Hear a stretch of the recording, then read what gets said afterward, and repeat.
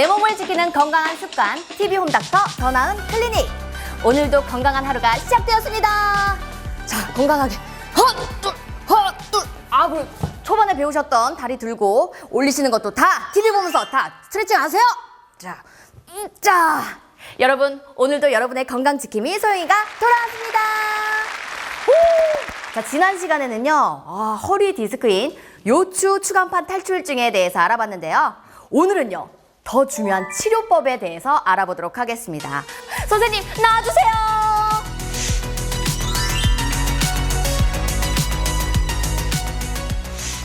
안녕하세요. 왔어. 오랜만이에요. 뿔뿔뿔뿔. 잘 지내.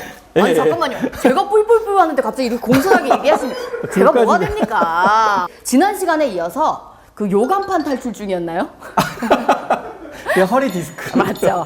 아니요, 저는 어렵게 얘기할 거예요. 예. 자, 추간판 탈출증 이 진단을 받으신 분들이 정말 궁금사항을 정말 많이 물어봐 주셨거든요. 이렇게 했을 땐 이 허리 디스크가 걸렸다 이랬을 땐 어떤 진단을 받아야 할까요? 일단은 말씀드렸던 대로 병원에서 전문의가 정확한 진단을 받는 게 필요한데요. 네. 그때 보셨던 그런 검사들도 진행을 하겠지만 네. 제일 정확한 거야. 그래도 MRI 같은 검사를 저희가 시행을 해서 진단을 정확하게 하고 네. 그 다음에 이제 치료를 시작하겠죠. 이제 진단을 한 뒤에 그 MRI 통에 그 들어가서 그 검사하는 그거 맞죠? 예, 그게 이제 가장 그래도 지금까지 나온 검사 중에선 허리를 가장 자세하게 볼 수 있는 검사거든요. 오, 네.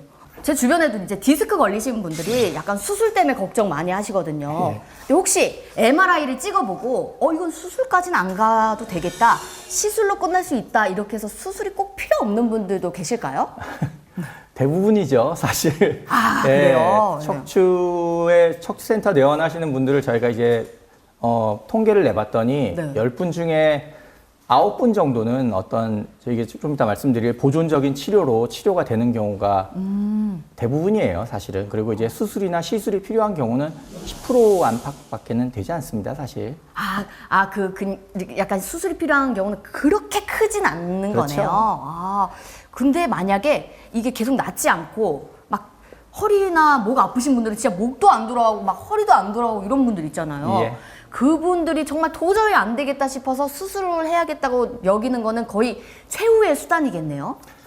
근데 이제 환자들 입장에서는 증상이 심하면 이거를 수술을 해야 되는구나라고 생각을 하시는 수도 있겠는데요. 네. 증상이 심하다고 수술을 하는 건 아니거든요. 아까도 말씀을 드렸지만 정확한 진료가 필요하죠. 그래서 진단이 정확하게 나오면 그거에 따라서 치료를 하는데요.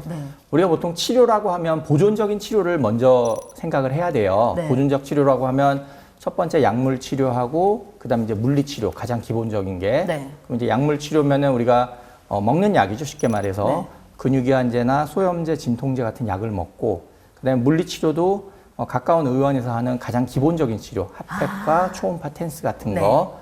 그리고 나서도 증상이 별로 호전이 없으면 저희가 이제 하는 게 특수한 물리 치료들, 교정 치료나 운동 치료, 그다음에 이제 도수 치료, 그리고 뭐 체충격파 같은 거, 그런 치료들, 거기에 병행해서 주사요법들, 그건 이제 눌려 있는 신경 주변에 염증을 줄여주는 약물을 쏘는 그런 직접 이렇게 바늘로 쏘는 거죠. 그런 주사요법까지가 저희가 보통 보존적인 치료라고 얘기를 하고요. 그런 치료들을 해서도 증세 호전이 전혀 없는 경우에 그때 우리가 이제 시술이나 수술을 생각을 해보게 되는 거예요. 그렇다면 만약에 수술이 아니라 시술을 했을 경우에 이 치료의 장점이란 건 어떤 게 있을까요? 이제 시술이라고 하면 환자분들은 일단 전신 마취를 하지 않고 째지 않으니까는 바로 입원 안 하고 일상생활 복귀한다는 거를 가장 장점으로 생각을 하시는데요. 사실 수술이나 시술을 하는 의사 입장에서는 수술은 우리가 척추를 구성하는 중요한 구조물들의 손상을 줄 수밖에 없어요. 그런 걸 손상을 주는 수술을 하느냐 아니면 이제 시술 같은 경우에는 그런 구조물 손상이 없거든요. 없고 신경을 저희가 이제 감압해 주는 거기 때문에 그런 시술과 수술의 가장 중요한 포인트는 그거를 먼저 생각을 해보셔야 될 것 같아요. 그렇군. 근데 만약에 정말 이렇게 약간 별로 안 아픈데도 수술을 막 하겠다는 그런 분도 계시나요? 본인이 통증이 너무 심하니까 수술을 해서라도 나아야겠다 생각하고 오시는데 의외로 저희가 이제 검사를 이것저것 해보면 수술할 만한 케이스가 아닌 경우는 되게 많죠. 많습니다, 그런 경우. 그런 경우도 많고. 그렇다면 추간판 탈출증을 완화하는데 뭐 도움이 되는 비수술 치료법 이런 게 혹시 또 있을까요? 그러니까 그런 아까 말씀드린 보존적인 치료로 환자 증상이 호전이 없는 경우에 저희가 이제 시술을 하게 되는데요. 네. 그런 비수술적인 치료도 종류가 되게 많아요. 네. 뭐 예를 들면 내시경을 보면서 신경을 감압해주는 시술도 있고요. 네. 레이저나 고주파를 가지고 신경을 누르는 부위를 저희가 감압해주는 경우도 있고요. 오, 그다음에 네. 오늘 말씀드릴 풍선 확장술 같은 경우도 저희가 예를 들 수 있겠죠. 풍선 확장술이요? 혹시 그럼 진짜 저희가 알고 있는 이 부는 풍선 맞습니다. 얘기하는 예. 진짜예요? 그거를 생각하시면 이거 장난이죠? 진짜 있어요? 네, 단지 이제 오. 풍선을 신경이 지나가는 신경관 안에서 네. 신경을 누르고 있는 어떤 물체가 있을 때 그 부위에다가 그런 벌룬이 포함된 카테터를 집어넣고 그 부위를 저희가 이제 풍선을 불어서 스페이스를 만들어주고 거기에 이제 약물을 넣어주는 그게 이제 풍선 확장술이 될 거예요. 이렇게 그 부분에 이제 그때 이제 지난주에 봤던 것처럼 뭔가 풍선이 터진 것처럼 된 그 부분에 풍선을 넣어서 다시 벌룬으로 해서 아까 말씀하셨던 스페이스를 만들어서 그쵸, 그렇게 약물을 수술하는 넣어주는. 게 바로 풍선 확장술이라는 예. 얘기시군요. 오, 이게 지난주에 한번 사진을 보고 오늘 치료법에 대해서 배우니까 좀 더 귀에 쏙쏙 들어오는 것 같아요. 저 괜찮았죠? 괜찮습니다. 그 터졌던 그 상황을 바로 풍선 이렇게 만들어가지고 다시 채운다는 얘기잖아요. 또 자세한 건 영상으로 한번 보시면 좀 더 이해하시기 편하실 거예요. 정말요? 이건 어떤 영상인가요? 이게 지금 풍선이 포함이 된 카테터를 네. 신경이 들어있는 신경각 내로 집어넣기 위한 이제 사진이에요. 여기서부터 저 안에 이제 풍선이 들어가게 되는 건가요? 그렇죠. 이제 보시면은 저기에 구멍을 통해서 카테터를 집어넣게 되거든요. 네.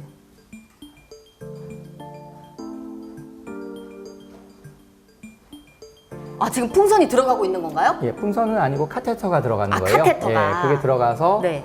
저 병변이 있는 빨간 부위 있죠? 네네네. 저기 딱 보이네요. 예, 네. 저기서 이제 신경을 누르고 있는 병변 부위에 풍선을 불어주게 되는 거죠. 들어왔습니다. 다 왔습니다. 도착했습니다. 저 부위에서 지금 뭐가 나오고 그렇죠. 있습니다. 예. 네. 저게 이제 풍선이 있는 부위예요. 그래서 저기서 네. 풍선을 불어서 공간을 만들어주고 네. 보시면 지금은 네. 저거는 뭐 어떤 저기 이제 것도- 약물을 넣어주는 거예요. 저기다가 약물을 넣어서 그 약물이 하는 작용은 신경 주위에 염증을 줄여주는 작용을 하거든요. 그래서 염증을 가라앉히는 작용을 하는 약물을 넣어주고 저기 이제 풍선을 불어줘서 공간을 진짜? 만들어주는 거예요. 그 풍선 불 때 이렇게 칙칙칙 네. 하는 것처럼 공기를 넣어주고 진짜 계시네요. 풍선이에요. 진짜 풍선이에요? 네. 우와, 대박.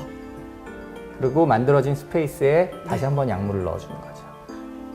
원래 공간이 좁아져 있으면 이 약물이 그렇죠. 들어가지 않기 때문에 풍선으로 예, 늘려주고 맞습니다. 거기에 약물을 예. 넣는 거고. 저 정확하게 천재 아닙니까? 정확하게 이해하셨네요. 감사합니다. 와, 이게 보면서 공부를 하니까 좀 더 쏙쏙 들어오고 확 알 수 있을 것 같아요. 예. 마음에 드셨어요? 최고예요. 이야, 또 마지막 선생님 사진까지 너무 완벽한 거 아닙니까? 이거 자르시- 아니요, 이거 꼭 내보내 주십시오. 우리 배성철 선생님께서 사진이 나오시는 것까지 화면이 났습니까? 실물이 났다는 얘기를 많이 듣습니까? 넘어가시죠. 얘기해봐요. 정말. 자, 그럼 풍선 확장술 이거를 영상을 보고 나니까 예. 왜 이름이 이렇게 붙었는지도 예. 정확히 알 수 있을 것 같아요.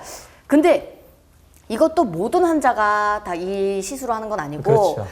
이제 이 치료법이 가능한 환자들이 있을 거 아닙니까? 예. 어떤 환자분들이 이 시술을 하나요? 아무래도 신경을 누르고 있는 구조물이 뼈나 인대같이 딱딱한 구조물인 경우는 저희가 이제 카테터를 넣어서 풍선을 불려고 해도 그 공간이 나오지가 않습니다. 그러니까 저 풍선이 들어가는 부위가 딱딱해지면 못 들어가는 그러면은 거군요. 이제 보통 효과가 별로 없는 경우가 많고요. 네. 아무래도 연부 조직이 신경을 누르는 경우거나 우리가 보통 수술 후에 유착이라고 하는 게 생기는 경우가 많이 있어요. 유착 압니다. 저도 코 수술 뭐 이런 거 할 때 유착되는 이게 예, 하기 뭐 힘든 동일한 하나하나 개념입니다. 실리콘이랑 떼야 된다는 얘기가 있어가지고 그것도 정확하게 맞는 표현.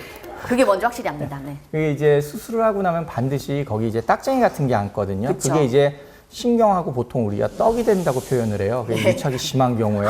이렇게 뭉쳐 예, 있다. 그러면서 이제 다리가 저린 경우는 저희가 보통 풍선 확장술을 하게 되면은 카테터를 그 눌린 부위에 집어넣어서 풍선을 불어서 그 부위를 박리하는 거예요. 신경 박리는 또 어떤 이렇게 이게 떨어뜨리는 떨어뜨린다. 거죠. 예. 네. 그래 떨어뜨려서 약물을 넣어주고 네. 조금 또 진행해서 또 박리하고 약물 넣어주고 이제 그런 식으로 네. 순차적으로 진행을 하면 네. 효과가 좋은 경우가 많죠.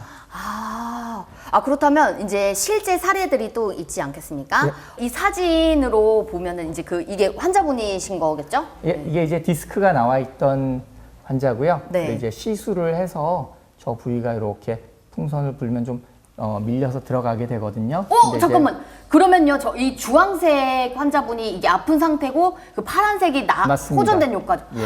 저 어떡해요? 너무 똑똑해진 거 아닙니까? 근데 저렇게 이제 드라마틱한 경우보다는 그렇지 않은 경우도 있기 때문에 네. 시술을 할 때는 항상 두 네. 가지 케이스를 다 설명을 해드립니다, 환자분들. 이게 아까 말씀하셨듯이 이렇게 한 번에 되는 경우도 있지만 천천히 하나씩 그렇죠. 가는 경우도 또 있는 거겠죠. 또 풍선 확장술이라고 하셨잖아요. 이게 선호하시는 분들이 굉장히 많다고 들었어요. 아무래도 이제 재수술을 하시는 경우는 연세가 70대나 80대인 경우가 많거든요. 네. 수술을 하고 7, 80대 되셔서 다시 재수술을 생각을 한다면 이제 아무래도 전신 마취에 대한 위험성도 있고 고령이니까 출혈에 대해서도 두려움이 있으시죠. 그런 경우에 저희가 풍선 확장술은 시술이니까 편하게 먼저 한 번 정도 트라이를 해볼 수 있는 그런 장점이 있죠. 그렇다면 이게 시술이잖아요. 시간은 어느 정도가 걸릴까요? 시간은 한 15분 정도밖에 많이 걸리지는 않습니다. 정말 금방 걸리네요. 아까 영상 봤던 것처럼 그게 한 번에만 빨리 된다면 더 빨리 끝낼 수도 있는 그런 부분이겠네요. 그렇죠. 예. 그렇다면 근데 혹시 이거는 시술이지만 후유증이 동반되진 않을까요? 전신 마취라는 것도 아니고 절개가 아니기 때문에 출혈이 나거나 하는 것도 아니라서 네. 특별한 후유증은 없습니다. 단지 이제 시술이기 때문에 수술처럼 눌린 부위를 완전히 열어주는 건 아니거든요. 네. 그래서 이제 증상 호전에 개인 케이스 바이 케이스로 좀 차이가 있다는 거 그것만 저희가 이제 항상 먼저 말씀을 드리죠. 오늘 또 이렇게 추간판 요추증 또 까먹었다. 추간판 디스크 그래요. 선생님 나중에 포기하셨어. 오늘 디스크에 대해서 한번 알아봤는데 그래도 오늘 수술까지 가는 경우는 참 그래도 좀 위험한 상황이겠지만 그 전에 시술로 할 수 있는 방법, 예. 치료법에 대해서 너무 좋은 정보 주셔서 너무 감사합니다. 감사합니다. 네. TV홈 닥터 더 나은 클리닉. 자, 오늘은요, 추간판 탈출증 치료법 중 하나인 풍선 확장술에 대해서 알아보았습니다. 자, 선생님, 마지막으로 당부하실 말씀이 있다고 들었습니다. 한마디 해주시죠. 아무래도 환자들이 디스크 치료라고 하면 말씀하셨듯이 수술이나 시술을 먼저 생각하시는 경우가 많아요. 그런데 실질적으로 환자들을 보다 보면은 되게 많은 퍼센테이지 환자들이 보존적인 치료만으로도 좋아지는 경우가 되게 많습니다. 그러니까는 말씀드렸던 검사나 그런 것들로 허리 디스크가 강하게 의심이 되시면 일단 병원에 오셔서 치료하시는 거에 대해서 너무 두려움을 갖지 않으셨으면 싶은 거에 제가 드리고 싶은 말씀이네요. 네, 우리 배성철 선생님을 찾아가서 진단해주세요! 이렇게 하면은 금방 나으실 수 있으실 겁니다. 네, 오늘 준비한 소식은 여기까지고요. 자, 여러분의 건강 지수는 언제나 맑음. 오늘도 건강한 하루 보내세요. TV홈 닥터 더 나은 클리닉 다음 주에도 함께해요. 손발이 척척. 이거요?